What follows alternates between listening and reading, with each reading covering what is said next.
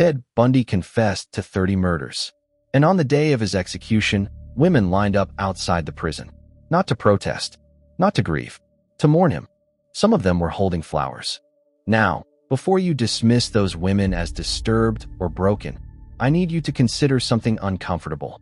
Because the psychology behind what they were feeling is not as far from your own mind as you think. This is Dark Cognition, and on this channel, we don't just cover the crimes. We go deeper into the psychology behind why humans do the things they do, the dark corners of the mind that most people would rather not look at.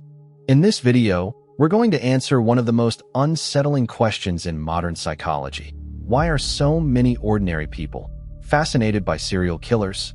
Not just curious, obsessed, sending fan mail, buying their artwork, falling in love with them from behind prison glass. By the end of this video, you'll understand exactly what's happening in the human brain when this occurs, and why the answer says something deeply uncomfortable about all of us. Let's start with the scale of this, because this isn't a fringe phenomenon. The true crime genre is now one of the most consumed categories of media on the planet. Podcasts, documentaries, Netflix series, billions of streams. And the most popular subjects? Almost always serial killers. Jeffrey Dahmer's Netflix dramatization became one of the most watched shows in the platform's history. Ted Bundy has had more documentaries made about him than almost any U.S. president. John Wayne Gacy's paintings, painted while he was on death row, sold for thousands of dollars at auction. Thousands of dollars.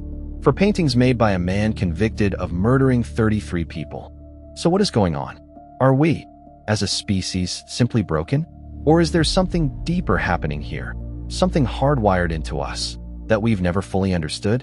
Psychologists have studied this obsession for decades, and what they've found reveals something about human nature that is hard to dismiss. There are 4 primary psychological forces at work, and I'd be willing to bet at least 2 of them apply to you. The first is morbid curiosity. Humans are biologically wired to pay attention to death and danger. It's not a flaw, it's a survival mechanism. For thousands of years, understanding how people were killed, and by whom, could save your life. Our ancestors who ignored danger didn't survive long enough to pass on their genes.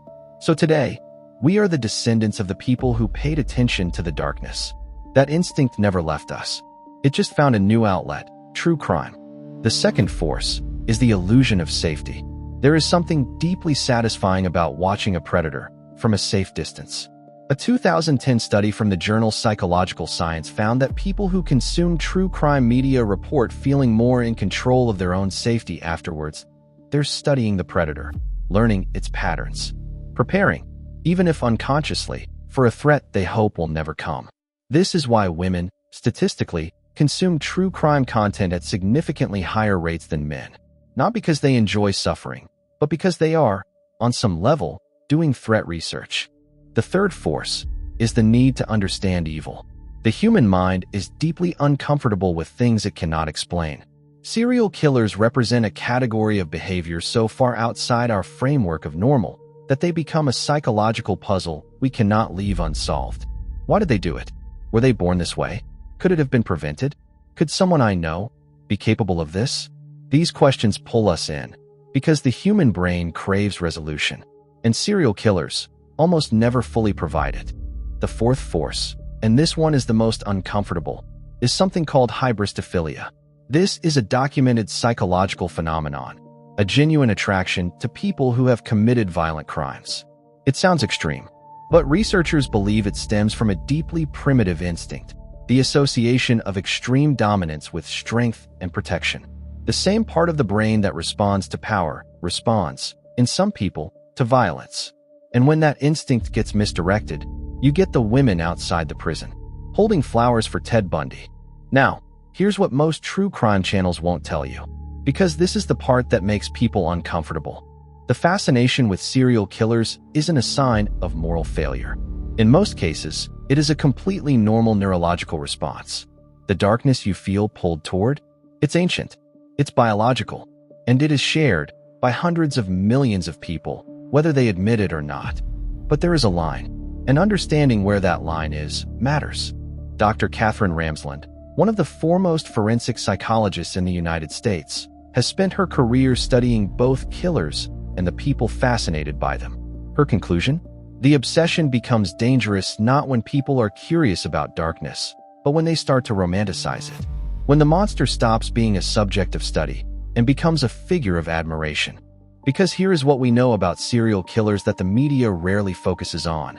They are not mysterious geniuses. They are not misunderstood artists. Almost every serious forensic profile reveals the same picture. A person with profound emotional damage, low empathy, and an extraordinary capacity for self-deception. The magnetism you feel? It's a projection. We create the myth, and then we get lost inside it. The most dangerous thing about serial killers isn't what they did. It's how easily we build them into something they were never actually were. So, why are we obsessed with serial killers? Because we are afraid. Because we are curious. Because some ancient part of our brain hasn't yet decided whether the predator is something to run from or something to understand. And maybe that tension is exactly what makes us human. But here is the question I want to leave you with tonight. We've talked about the psychology of the people who are fascinated. But what about the psychology of the killers themselves? Because what researchers have found inside the minds of the most prolific serial killers in history suggests that the line between them and us is not as clear as we'd like to believe. That's a video for another time. But if you want to know when it drops, you know what to do. This is Dark Cognition. Stay curious, stay uncomfortable,